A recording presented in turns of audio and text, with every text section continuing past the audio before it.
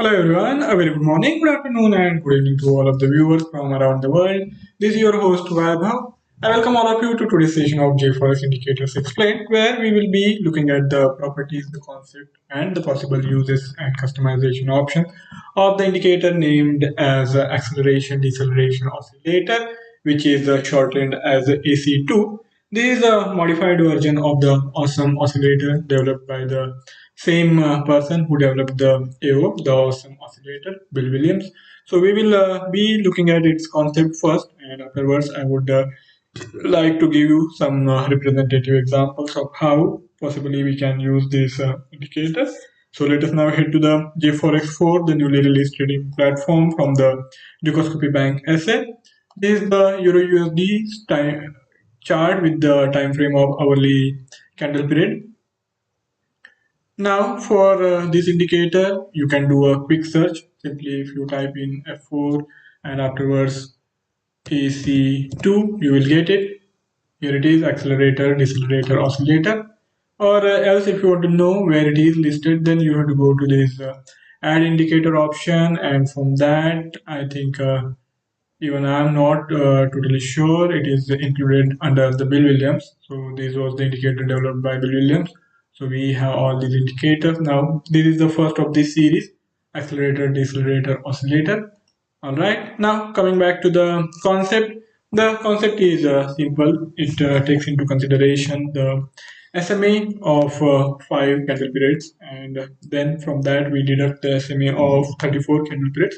So we arrive at the AO, the awesome oscillator, and from that we again take the 5 period SMA of the AO, and then we deduct it from prior value. So we arrive at this ultimate value of acceleration, deceleration, oscillator.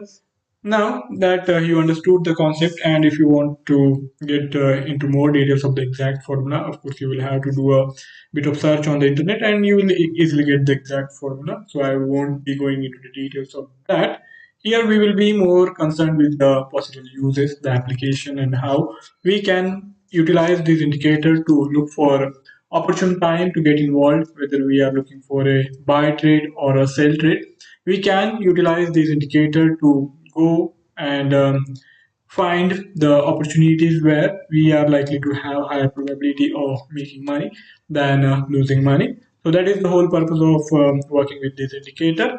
Now, the simple interpretation of this indicator is when we have the output of the indicator in a positive territory, that is above zero, then it is indicative of the bullishness, bullish strength being prevalent in the instrument of choice, Euro USD in this case. And when we have the output value below zero in negative territory, that means the bearishness is prevalent in the underlying instrument. So we can now take the opportunity and start looking for short selling opportunities, short selling trades. And when we get this crossover from one side to the another, I think that can also be utilized as a signal. When we have these positive values dipping into the negative territory, that can be construed as a signal. And when we have the vice versa condition, when we see the negative values now turning into positive zone, and if those values are sustained, we can start looking for some opportunities to go long. So that is the simplest interpretation, simplest application of this indicator. And one another way to go for reversal from extreme values. So when we have this output of the indicator deeper into the negative territory or deeper into the positive territory, and from those levels, whenever we see some sort of correction happening in these indicators output value, if suppose for example we had this continuous incline increase in these AC2 output values, and after that if we get to know or get to see this decline in output, I think that can be construed as the possible moment of consolidation. And even if you are not really looking for a reversal of the trade, you can take the opportunity to go for some scalping kind of trades where you can expect the consolidation phase to get you some range bound moves. So all you can do is try to get involved for a buy trade closer to the lower range and go for a sale trade closer to the higher range. So that's the simple use of this indicator. So both in both these scenarios, you can go for multiple time frame trading. Suppose if you want to utilize the momentum of the higher time frame and then for pinpointing the opportunities, exact opportunities, if you want to then utilize the turnaround time of lower time frame, you can go for that as well. Suppose if we are only looking for short selling opportunities because the momentum is bearish on the larger time frame, then we can use this data along with data points of smaller time frame, like here in this case, whenever new crossover happens after due consolidation, we can then try to initiate the trade. As we know, on the 4 hourly time frame the momentum is still bearish, but here we have consolidation taking place. Earlier in the day the same thing happened, and after that this dip happened a bit again. So if similar kind of scenario plays out here, we can then try to optimize our entries accordingly. So that way also we can take the help of this indicator and use multiple time frames to pinpoint the opportune time for making the trading decisions. So now let us head to the editing options. So here we have various options given to us which we can edit and customize these indicator as per our requirement. We have different types of applied prices. Usually the median price is used for the calculation of this indicator, so we have it as default.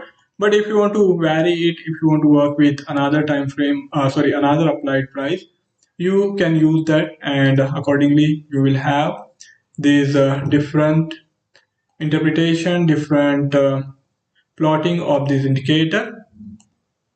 So here we have it: typical price, median price, low price, high price, open price, close price. You can see it shifting to some extent whenever I am varying this graph with applied price, with a close price. So I will now revert back to the default setup. Okay. So you have to decide which kind of applied price will work best for you, and accordingly then you can go for any applied price of your choice. And there will be always slight difference in the plotting of the indicator, though the projection is likely to be the same. Projection is going to be similar only. So here we get it. All right. Now I will again revert it back to the median price output.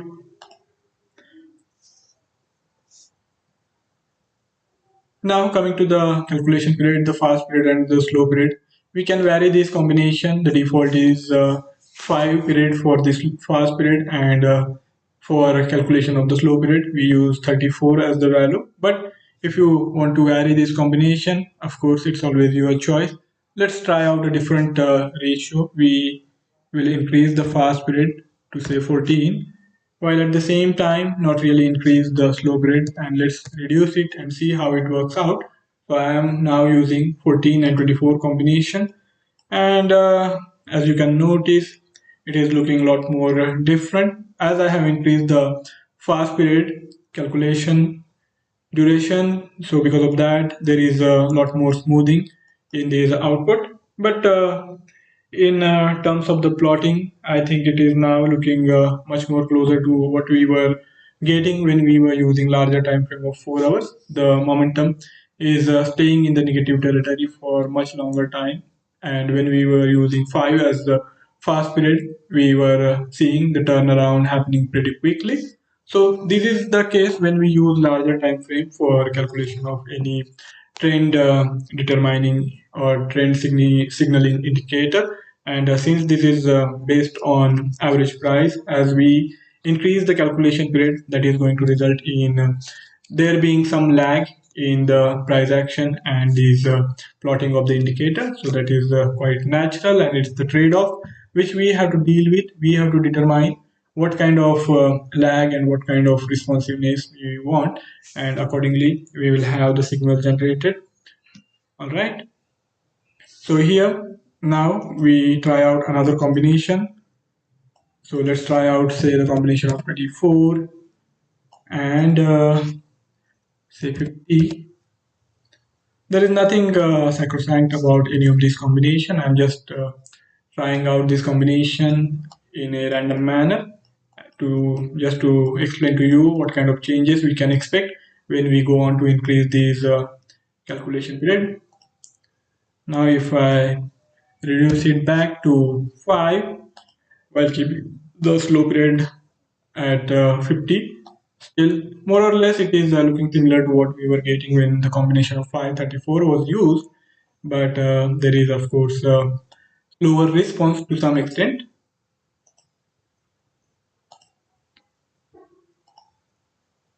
Alright, now I will restore it back to the default.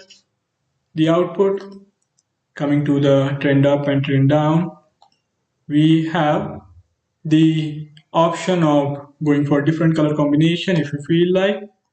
So I am more of a fan of brighter colors.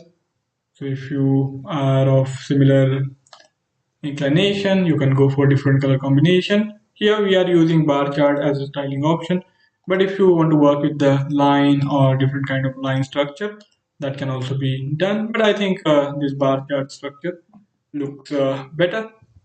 If you want to make this plotting look less prominent on the chart, you can do that as well. So I have now increased the transparency. Because of that, the prominence of this plotting of the AC2 has become less. All right. Levels, if you feel like, you can add the levels, but this is a unbounded indicator. We can't really define the levels that easily.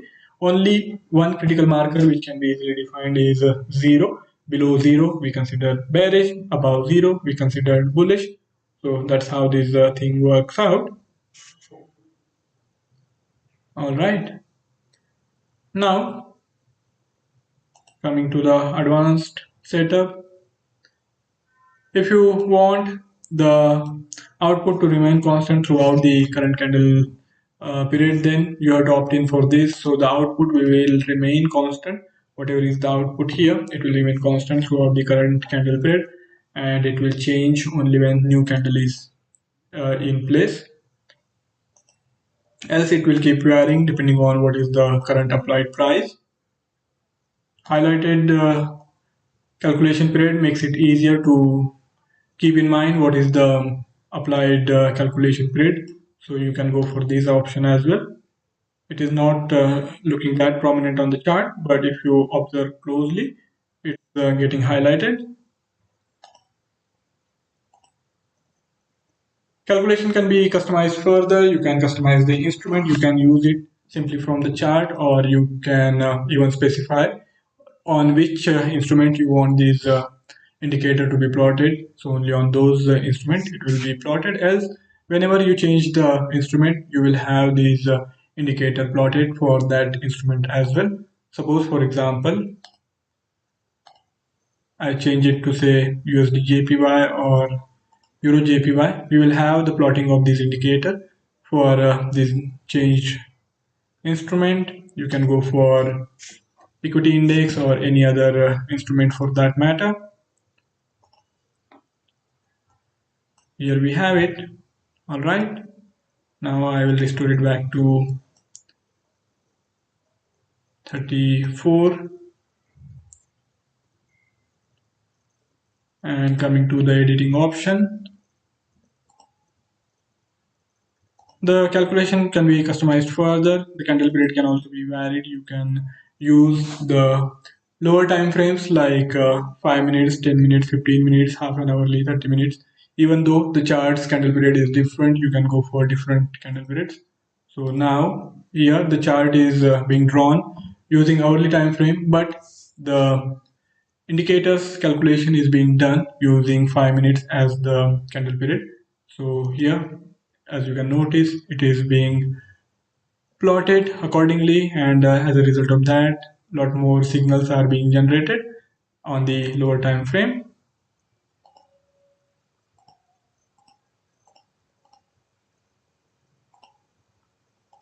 use from the chart, spread side.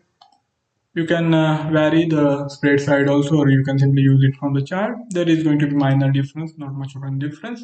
If you want the indicator to be available on all the candle periods, you can opt in for this. Else, you have to specify on which time frame the indicator should be plotted, and only on those time frames we will have this indicator plotted, and on other time frames there won't be any plotting of this indicator. So guys, that's how these customization options work out, and you can try out on your own. I have included the link for this platform in the bio, so give it a try and let me know how this indicator helps you in figuring out the opportunity points for taking the informed trading decisions. So that's all from my side for today's session. If you have any query or any idea to share, you can write back to me in the feedback section, and I would be more than happy to take the discussion forward.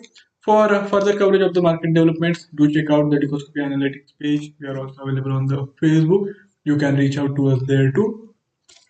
Thank you all for joining in. I will be back tomorrow with a new indicator, new setup, new customization options, and of course the examples of how to use that indicator. See you tomorrow. Goodbye.